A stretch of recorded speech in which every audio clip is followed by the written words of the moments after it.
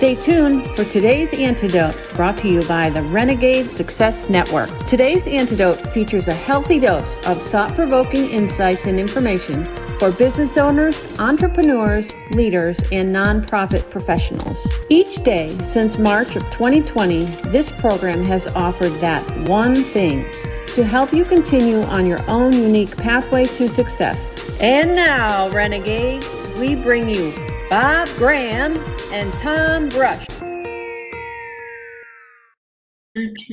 Yeah, back at my desk for Wednesday. I'm so excited. I don't have to hold the phone or the iPad. The computer's set up, although I gotta say I liked the background yesterday better.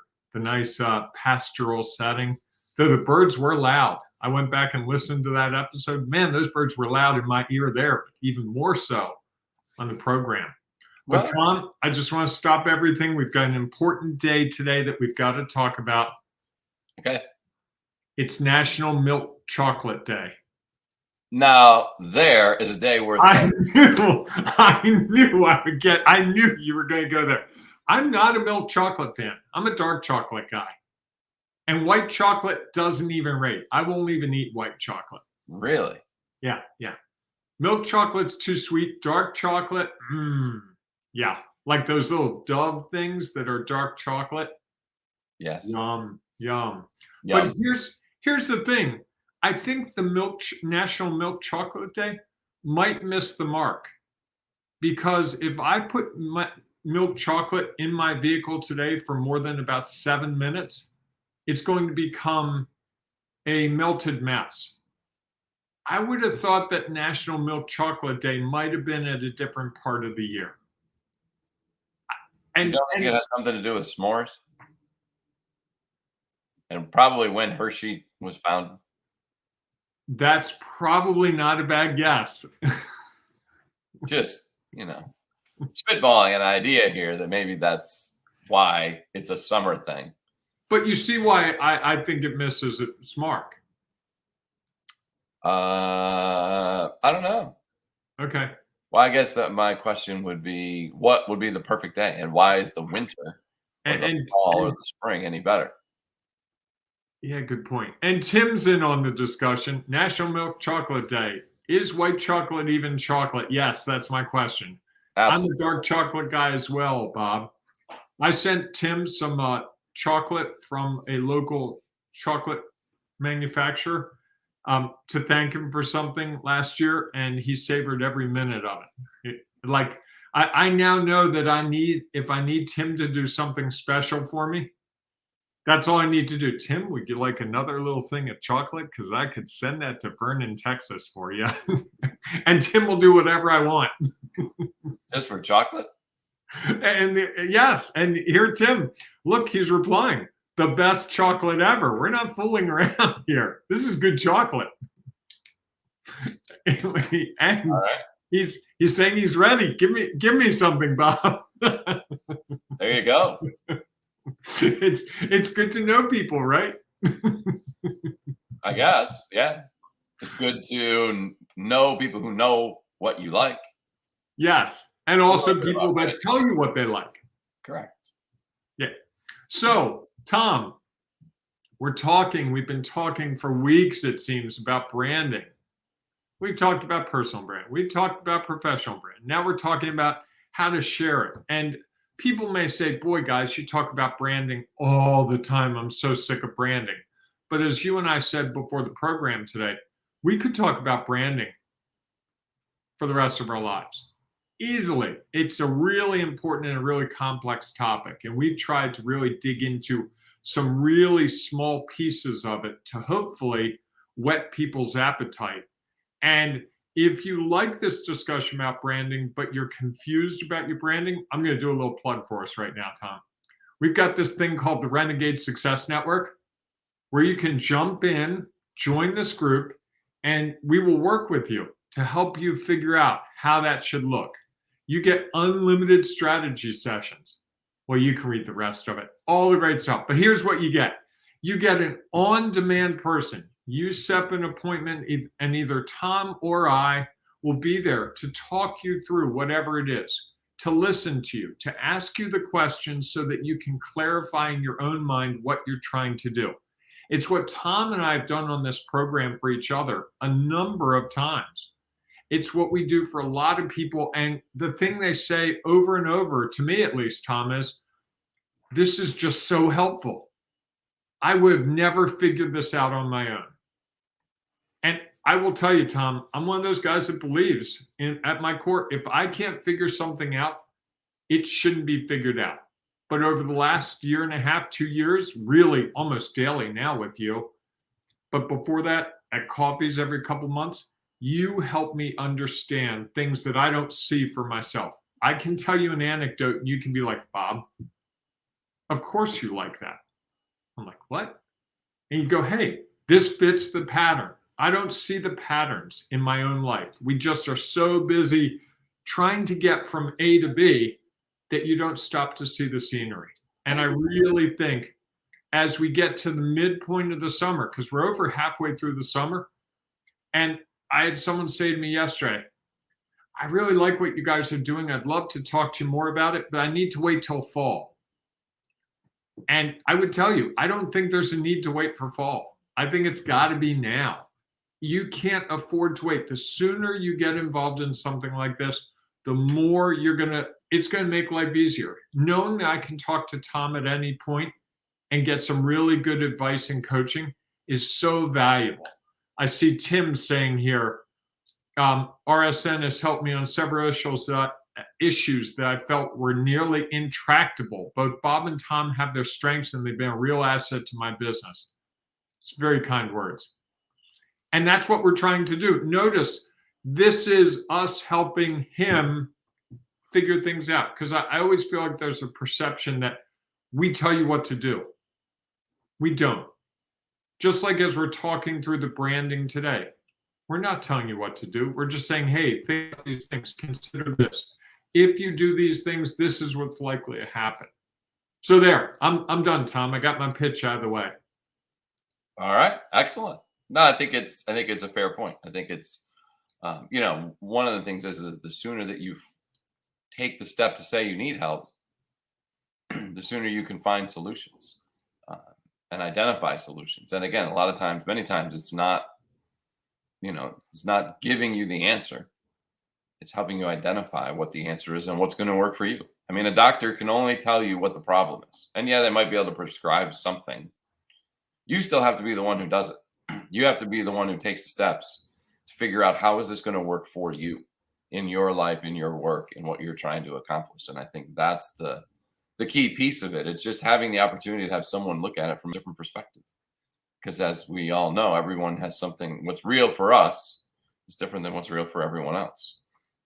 So now that we have had a conversation around that, we can have a conversation around our topic for the day, which is sharing your brand and when it misses the mark. And I know earlier you were playing around with missing the mark on that day. That wasn't lost on me. I was trying to be smooth like you, but clearly it didn't work. I don't know. It was a good foreshadow of what was to come. Okay. If somebody may have picked up on that. I think had we jumped right to the topic, it would have been more apparent. When we jumped to the promotion, which was well put and well timed and in a good place, it was a little bit, people were so intrigued with what you were saying that they likely forgot that you had made that comment. And now you're like, oh yeah, Bob said something about missing the mark. It's an echo. Something like that. All right. So our conversation today is about when you share your brand and it misses the mark. And again, that's kind of an evaluation, which is a one-time thing, a one-time result. Doesn't mean that is going to continue to be the difference, although it does usually have an impact.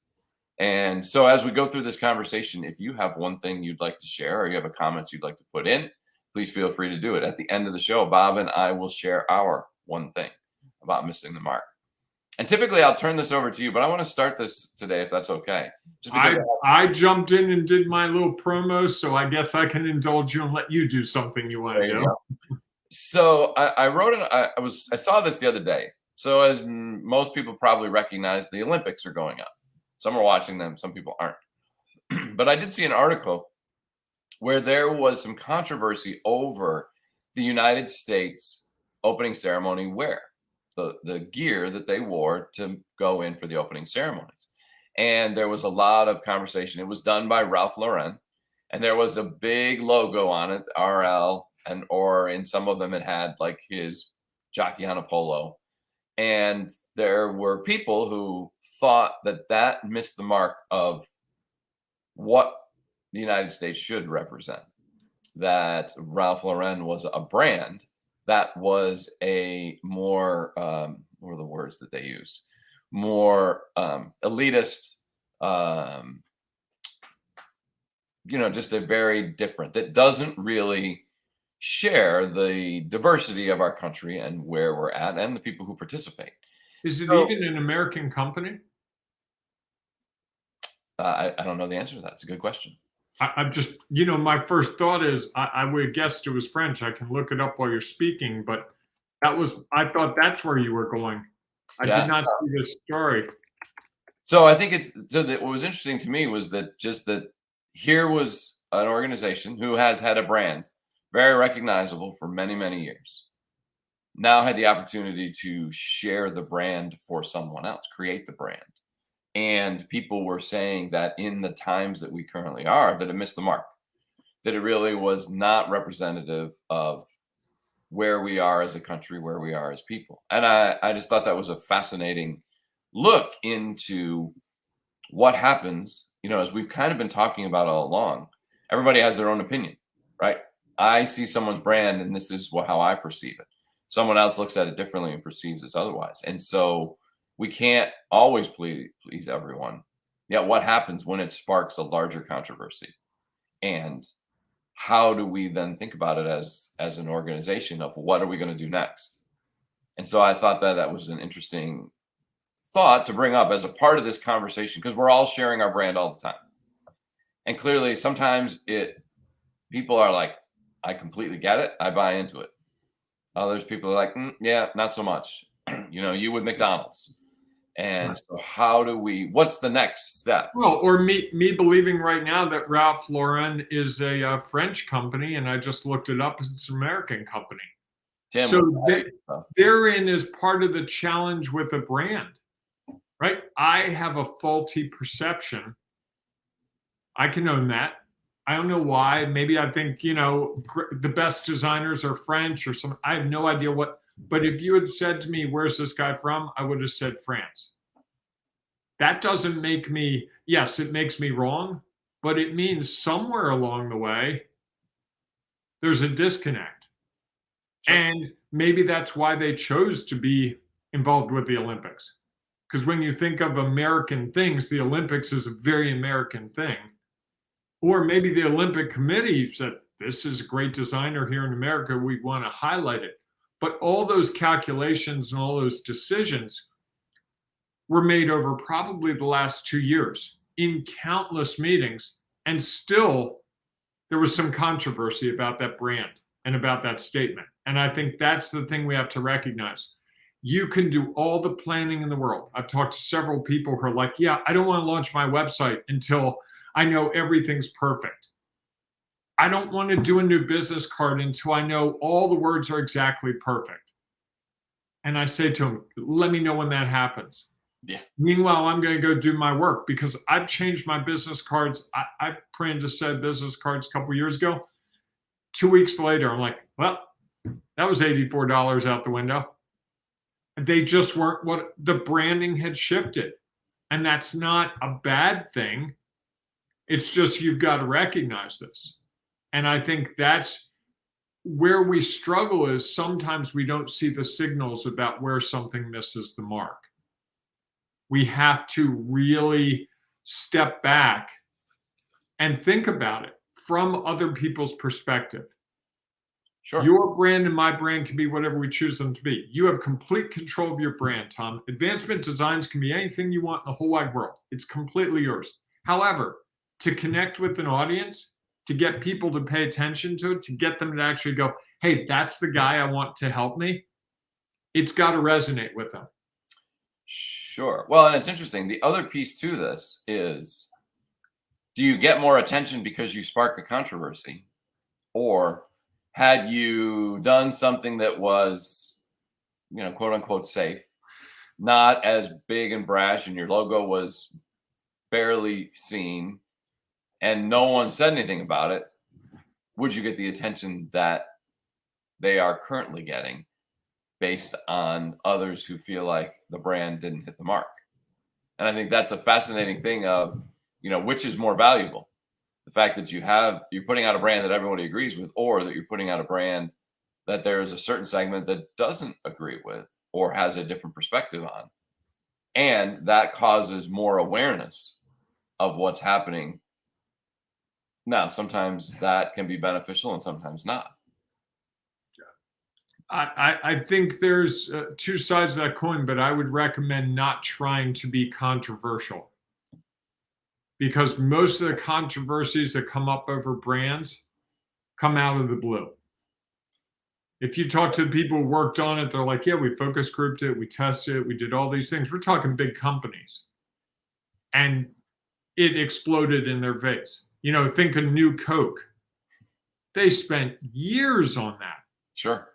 They analyzed every single thing in the whole wide world to get to New Coke. And as you remember, and I remember, it kind of fizzled. It went flat really fast. I've never said that. I just got there. Wow. sometimes you're like, wow, that joke was there 40 years ago and you didn't use it. Maybe I'm going backwards.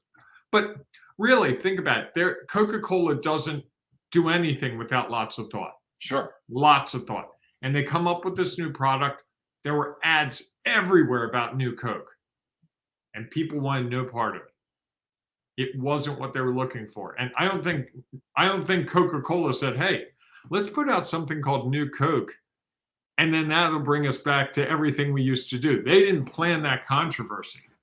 No, although I think, you don't know until you put it out there. It kind of goes back to your, the person with your website. You talk about that they wait forever. Well, you don't know what the reaction is going to be until it is out there. There's a lot of things that have been tried by lots of large organizations who spend a ton of money to say, hey, we think this is a good idea, that falls flat on its face and doesn't really hit. I just think about McRib. Feels like that thing keeps coming back and back. Even though I've never had one, I see the advertisements for them.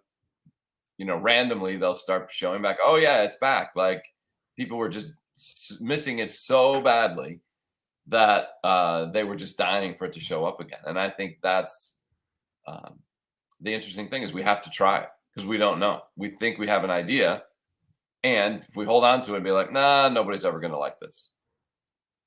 Right. We'll never really know.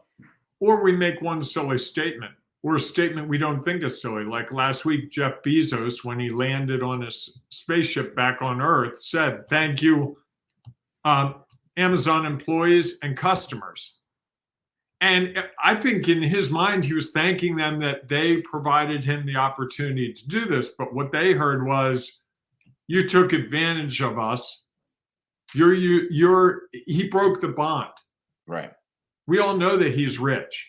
We all know that he has all his play toys because he runs Amazon, but he put it right there in front of us. And I think that's another great example of someone who I think he had the best of intentions, and it just got read wrong. It happens all the time.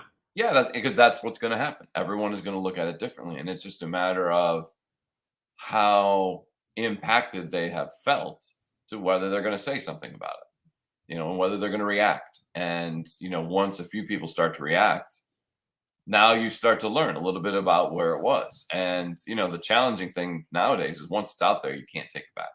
Everybody knows. Right.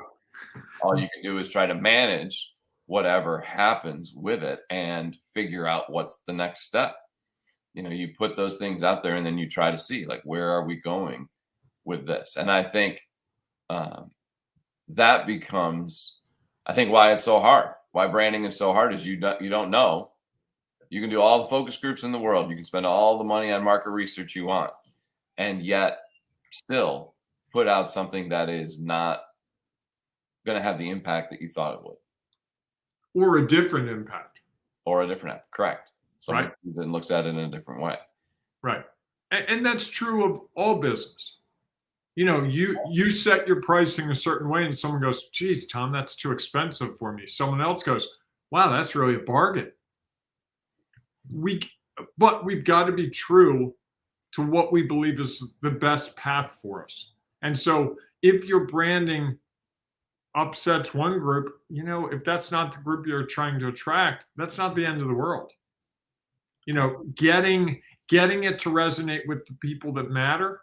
We're very clear in this program and in what we do who we're trying to reach. It shouldn't be a secret that it's entrepreneurs, it's business leaders, it's nonprofit professionals, because we've said it how many times now, Tom? A lot. If it's thousands, I bet. Oh, sure. But I bet there's someone who just heard me say that goes, really? Wow, I didn't know that. Huh. So they don't work with huge companies. No, not on this. And it's only when you choose to hear it or when the words hit you in a different way. I did that specifically because we've never said it like that in the program. Just like I did the little pitch for our Renegade Success Network earlier, because we usually throw it at the end. I wanted to see if someone actually paid attention to it, if it was smack dab in the middle. Or at the beginning. That's part of figuring out what works. You try things and you evaluate. And I think one of the things about branding is not to knee jerk when one person says something. Oh, I don't like that. Or, oh, you didn't just say that. Now, yes, there are certain things that you just say and you hear them say, you didn't just say that. And you go, okay, I'm never going to say that again. And you have the people that you trust that look at as many sides of it as possible. And when they tell you, if Tom says to me, hey, don't ever say that again. Okay. Thank you, Tom. I will take that. Yeah. All right. Because Tom's in my court and Tom's not going to say that without caring. But if someone out of the blue I've never met before goes, hey, don't ever say that again, I'm going to look at them like, yeah, whatever. Thank you for your opinion. Moving on. Right. And I think that's a big part of when defining when it misses the mark, I think is a thing that each of us have to come up with. Is at what point do we determine it has missed the mark, or it just hasn't hit the mark yet? Might still be traveling, and it just needs to be heard more, seen more, whatever medium you're choosing, or tried in a different avenue so that a different set of people are viewing it, seeing it, trying to understand what's going on, and it may resonate more effectively with them. So, Tom, it's that time. Dun, da, da, da. What's your one thing? I think my one thing about this is that, I'm going to go back to the last statement I just shared, is that, you have to define what missing the mark means. And I think that that is a challenging thing. At what point did Coke finally say New Coke was not the answer? We need to go back and do something different. I think we have to determine what that is. And I think so often it is easy, as you said earlier, to knee-jerk reaction of, Ralph Lauren could have come out with a big statement and said, you know what, we made a mistake. We apologize. We didn't mean to put the logo so big. We weren't as sensitive as we could have been to all that's going on. They haven't done that. So I think they believe that they have hit the mark, and it's just understand that for some people it won't and may never hit the mark. And they're okay with that, or they could be okay with that, saying, you know what, that's not our target audience. And we understand that. And so, okay, that's fine. We're going to move forward and figure out with the people who we're trying to reach out to, who we're trying to appeal to. And I think that's the piece that for entrepreneurs and small businesses who, taking that loss is very different. You spend all this time, effort, and energy, or whatever resources you have to come up with a brand. Now you want to share it. And, how do you react to it? For some, that will put people completely out of business. Sometimes that'll happen for larger companies. If they truly miss the mark and they now have people boycotting them, whatever, it could have such an impact that they do go out of business. So I think figuring out that just because you put it out there and some people don't like it doesn't necessarily mean you missed the mark. Right. And figuring out what is that point at which you can say, you know what, I think we missed the mark and we need to learn from that and then take our next step forward. Yeah, I don't think Ralph Lauren's losing a lot of sleep in me thinking they're a French company, because I can't tell you that I've ever bought anything from Ralph Lauren, even though they make lovely stuff. Lovely. Just, it's not one of those brands that I don't think it's directed at me, so therefore I don't even pay attention to it. So they've already eliminated me from their mix. You know, you're an old guy, we don't really care. Now, if their target audience, whatever that was, cared, then they'd pay attention. And I think they're strong enough as an organization to withstand the people off on the side, you know, the old guys like me saying, how dare you, that's horrible. Yeah, whatever. Or they just take it all in. Right. From another perspective. And it has an impact on what they do next, I'm sure. They may, as they think about their next thing, they consider, you know, this didn't play as well with this segment. Maybe we consider changing it, or maybe not. Maybe we're okay with that, and we just keep moving forward. I like your one thing, though. I'm going to amplify it a little bit.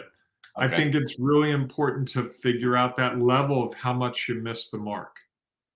You know, if it's just one person, hey, I don't like when you say, you know, well, with us, we use the word entrepreneur. We use the phrase business leader. We could say business owner. We could say startup. We could say founder. There are a whole bunch of words that are in that same genre. We chose the words and we're consistent with the words. Someone else might go, oh, so you work with entrepreneurs but not founders. You know what? That person might go, oh, you're not for me. And we go, oh, we lost someone who might be a good fit for us. But by the same token, it might be, well, that's one. Sure. And the other thing about this, Thomas, we don't often know. You know, I'm sure I've been at a networking event. Heck, I've probably been on this program and said something to someone and they were immediately offended, like, I'm moving on. Because I said I like dark chocolate, not milk chocolate. And someone goes, hey, you know what? I can't deal with that. That's unacceptable. Crazier things, right? Sure. I mean, that's part of the risk and challenge of what you and I do each day with this program is we share a lot about ourselves. I'm sure there are times where the things we share, especially the things I share, probably dissuade people more than encourage people to work with us. It's possible. And I'm okay with that. Well, I think that's the pace, you know, that's where you have to get to the point of really being clear of what's real for you and how you share it. And then, you know, as you learn, gain new knowledge, experience, and perspective, that may impact you. And you may think differently, which, again, if the person gives you another chance, they may say, huh, interesting.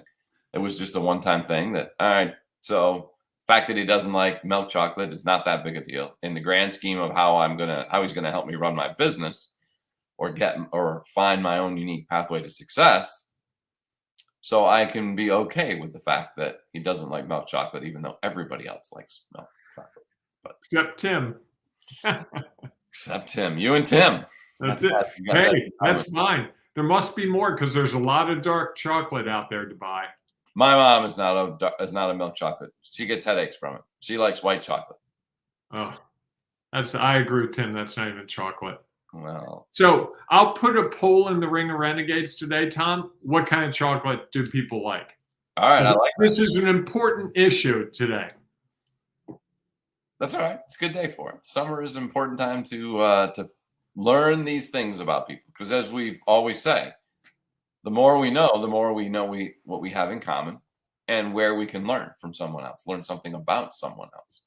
You know, the fact that you know that Tim now loves this chocolate changes the relationship that you have. And it gives you, one, something to talk about. And it gives you a way to surprise, share, do something nice for somebody because you know more about them and not just send them, you know, you could send them something that was milk chocolate. And they'd be like, oh, that was nice. But Bob doesn't really know me because if he really knew me, he knew I don't like milk chocolate. I prefer dark chocolate. And I think Right. those little pieces of things that we get to know about one another makes it easier for us to know, like, and trust them. And that's what and who people want to do business with. Correct. So if you have one thing that you would like to share about sharing your brand, share about sharing your brand, and maybe how you determine when it misses the mark, or, if it misses the mark, what is that a good thing, or because you're learning, or is it something that you really worry about and have to go back to the drawing board about? Please feel free to share it in the comments, because we know that while Bob and I share is helpful to some, what you have to share is going to be helpful to somebody else. And it might be the thing they need today to help them move forward. Or you can share it inside the Ring of Renegades Facebook group. If you are not yet a member, it's easy to do. Just go to Facebook, search for Ring of Renegades. Wait, hold on. I got an idea. Oh, boy. Oh, no. Oh, it's that tune. I'll have to get it in tune. I was gonna like play you into your favorite sentence. I think it's your favorite sentence. I'm not sure it's my favorite sentence. Tom, I think it's the world's favorite sentence. I think people are listening, watching this program all the way to this point because they know you're about to tell them the most important thing in the whole world. It is a private group. Well, now you told them. I didn't know.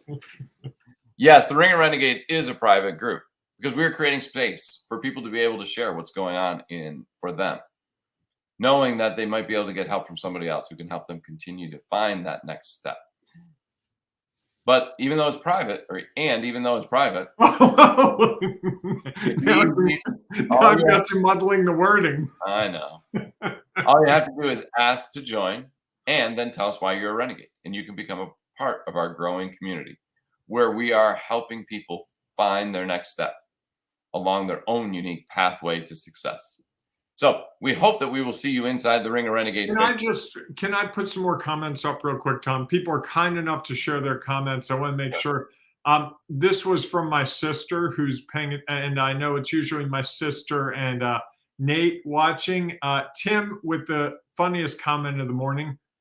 The Olympics is a very American thing. That statement is Greek to me. That's just plain funny. This from Pamela Dodge, an insurance broker. It's a toss-up between dark chocolate and white chocolate. I'm going to call her later and sway her towards dark chocolate. Don't listen to him in that regard, Pam. That's good. Tim says, oh my goodness, that was about the funniest thing ever. I think that was my guitar playing that didn't go so well. It, of course, was out of tune. And then he replied, Bob just about killed me there. And believe me, plenty of things have tried to kill Tim over the years. That's going a long way. Yes. Yeah. You know what, Bob? Maybe the next time you better make sure. That would have been really great if that had been in tune. And it's coming. It's coming. Maybe I'll write a little song. So I want you to think about this. What did you learn? It's a private group, not a public group. I think there's money. What do you rhyme with group? All I can think of is poop. Good Lord. I think we are missing that look was priceless. I think that we are missing the mark, and we might want to go back and figure out what did we learn from this whole episode of you playing the guitar, trying to rhyme. Yeah, I don't know. That might be something for you to ponder. What went well, Bob? Remember the 3 questions. What went well? What didn't go as planned? And what would you do differently? Great way to learn from when maybe something that you do in sharing your brand. Part of Bob's brand is he likes to play the guitar. Tim has already come up with it. Yeah. Okay, folks. Well, thank you so much for joining us. This last few minutes have been intriguing. And we hope that we will see you inside the Ring of Renegades Facebook group. Or we'll see you tomorrow morning, 8 a.m. Eastern time for our next edition of today's Antidote. And if you missed all of what the Ring of Renegades is about because Bob was playing the guitar and he was talking about my favorite sentence, here's some further information to truly tell you a little bit more about what's going on inside the Ring of Renegade Facebook group. Have a great day, everyone. We'll see you soon. No closing. Oh, I was reading a comment. Okay. Take care, everyone. We got a lot going on here. Yeah. Carving your own path is tough. You want and need a community to offer you insights and advice, share inspiration, provide support, and save you time and money. But where do you find all that? Here's the easy answer: the Ring of Renegades Facebook group, where leaders, entrepreneurs, and business owners identify their next steps. Here's some of what you will find at the Ring of Renegades Facebook group.